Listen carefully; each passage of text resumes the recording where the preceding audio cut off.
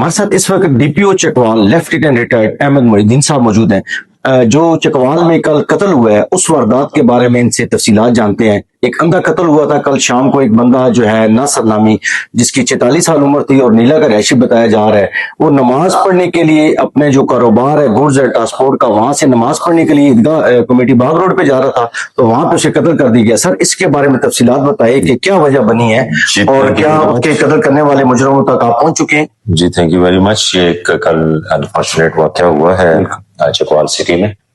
इस पे कल रात से ही हमारी टीमें एक्टिवेट थी और हम काफी करीब पहुंच चुके हैं। शाहिद और सीसीटीवी कैमरास, बाकी सारी चीजों को हम देख रहे हैं, तो होपफुली एक दो दिनों में हम इसको कातिल तक पहुंच जाएंगे।